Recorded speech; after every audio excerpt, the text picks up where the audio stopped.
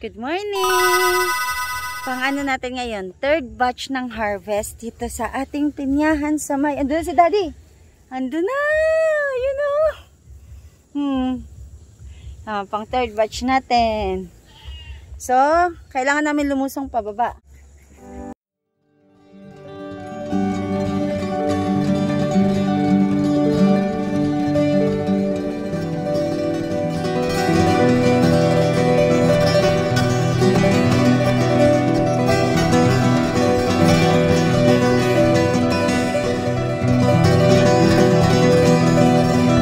Yung mga na-harvest namin.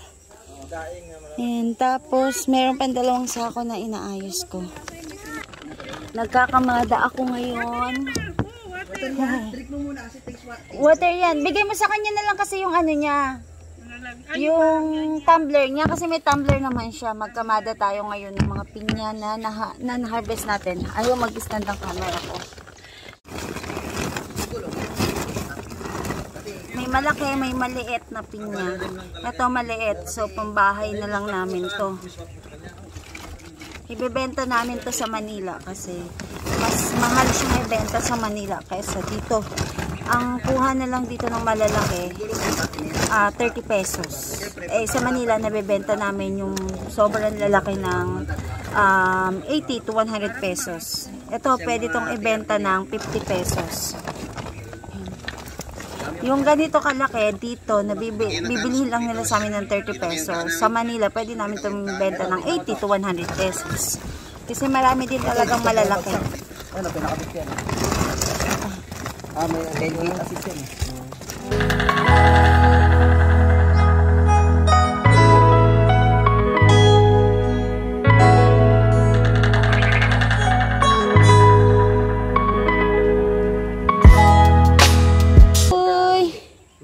May isang sako pa ako tatanggalin. Yan. Para maging dito na siya. Yan. Kahit tungtungan ng tao. Yan, may malaki dito oh. Marami rin pala. Oo, ang taba. Laki. Nabakay. Yan. Harvest ulit dito. Ay, ayun. Wala pa akong mga ganong halaman. Aha. Kunin ko lang yung aking pang-prune sa sasakyan. Siyempre nakakita ako ng mga halaman na pwede natin kunin. Bikoy dyan ka lang.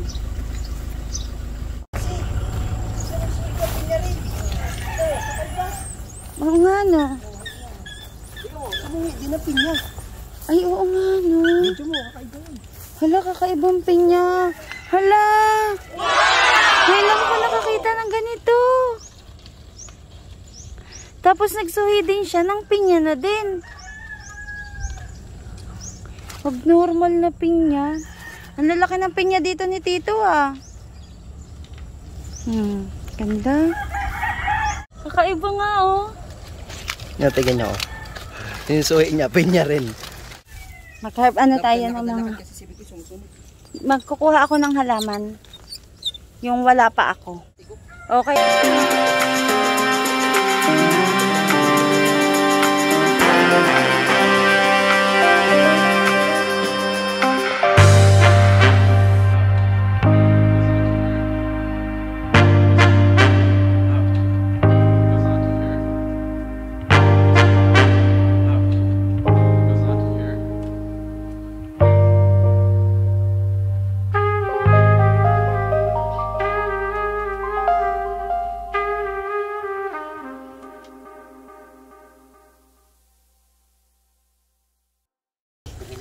Ate, picturean mo ako. Picturean ko yung ginakaw niya.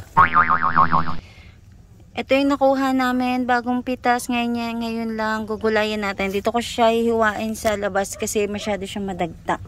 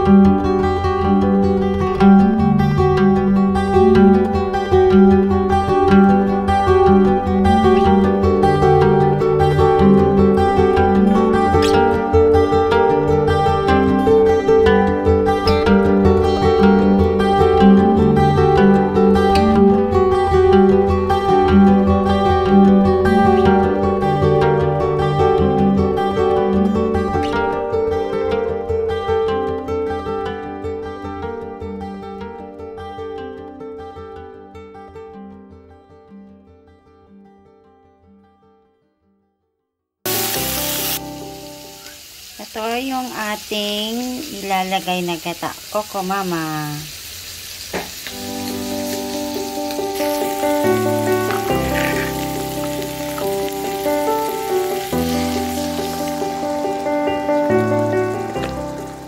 Ito yung water stock ng coco, ng ano kanina, labahita. So, maalat to. Ito ang gagamitin natin pandagdag sabaw.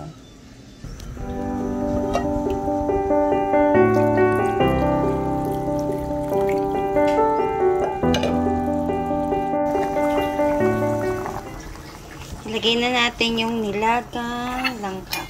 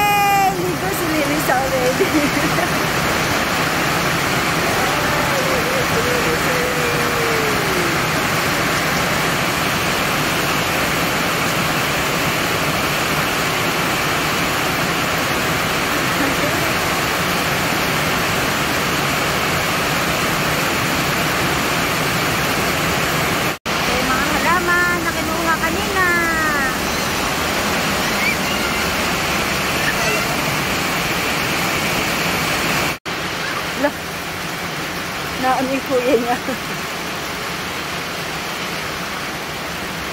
Bibigay ng ulam sa kapitbahay, oh. Nakaubad ka.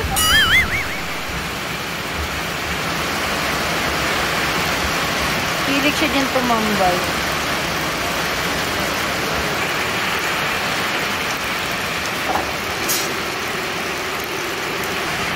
Luto na yung ating langka. Nilipat ko kanina ng lutuan kasi hindi kasya dun sa pinaglutuan ko kanina.